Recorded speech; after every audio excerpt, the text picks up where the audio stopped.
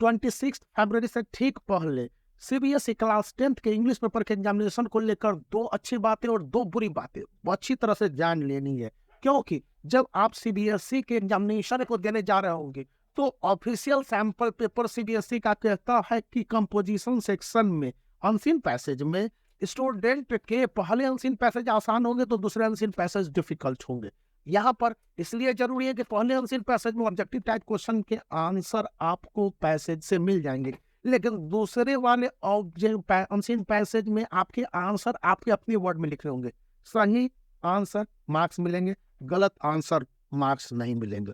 अब रही बात कि आप क्या करेंगे और आप क्या नहीं करेंगे, तो राइटिंग सेक्शन में 2 ही राइटिंग आ रहे हैं 5 मार्क्स के 100 से 110 वर्ड्स में, और इसको लेकर सिंपल सी थ्योरी है कि एक आपके फॉर्मेट होंगे और उस फॉर्मेट के आधार पर ही आपको राइटिंग लिखने हैं। एनालिटिकल थिंकिंग या यूं कह लीजिए कि डिस्कर्सिव राइटिंग है, यदि उनमें एनालिसिस बेस्ड है तो कंपैरिजन करके राइटिंग में आंसर देंगे तो ठीक है, आपको पूरे मार्क्स मिल जाएंगे। लेकिन ग्रामर में स्लाइट मिस्टेक्स और मार्क्स आपके काटे जाएंगे। ये सीबीएसई ने साफ साफ दोहराया है और यहाँ पर कहा भी है अपने सैंपल पेपर में। इनको तो जानने की जरूरत है ही। इसी के साथ जो दूसरी बातें समझ में आती है ग्रामर को लेकर कि ग्रामर के आंसर है वो पूरी तरह से स्टूडेंट के लिए, स्टूडेंट के अर्थ में है। मतलब कि 3 से 4 ग्रामर के क्वेश्चंस पूछे जाएंगे आपके अच्छी तरह से डायरेक्ट और इनडायरेक्ट स्पीच से।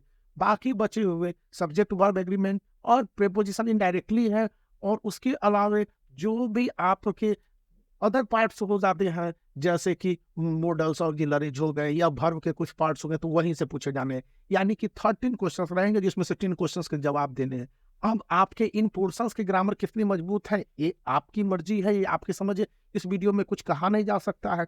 10 ईयर्स में देख रहा था तो सीबीएसई क्लास 10th का 2024 के लिए, तो इस 10 ईयर्स में जैसे ही आप निकालेंगे दिल्ली एनसीआर रीजन के, तो क्वेश्चंस को देखने के बाद 2 बातें समझ में आती है, और वे बातें इतनी अच्छी तरह से समझ में आ रही है कि स्टूडेंट को क्या समझने हैं अपने ग्रामर सेक्शन को लेकर, और ग्रामर सेक्शन का सॉल्यूशन देते समय 1 वर्ड ग्रामर सॉल्यूशन है या फिर मेरी सेंटेंसेज ग्रामर सॉल्यूशन है, इनको अच्छी तरह से समझ लेंगे और उसी के आधार पर अपने आंसर को देंगे।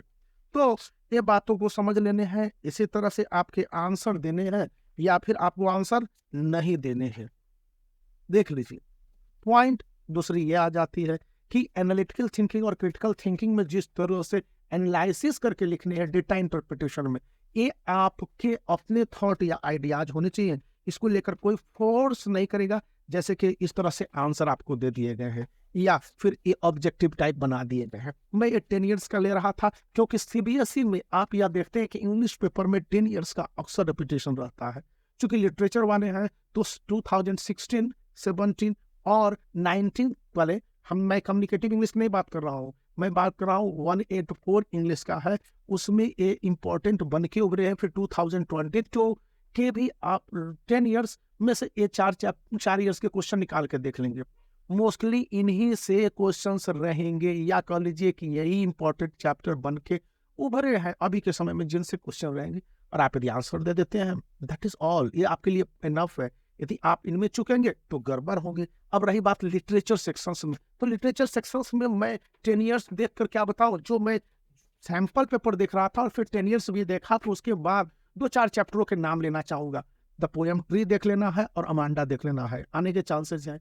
नेल्सन मंडेला और उसके बाद उधर द मेकिंग ऑफ साइंटिस्ट आने के चांसेस है। The book that saved the अर्थ, और यहाँ पर चलिए ये थीफ स्टोरी, इसमें से चैप्टर में से क्वेश्चंस आने वाले हैं। इधर आप प्रपोजल चैप्टर हो गया या फिर ग्लिम्पसेस ऑफ इंडिया में से कौन के चैप्टर हो गया, ये देख लेने हैं। या इधर आ जाते हैं तो द फर्स्ट फ्लाइट में से ब्लैक एरोप्लेन से क्वेश्चंस नहीं आने की उम्मीद है, उसके पहले फर्स्ट फ्लाइट है।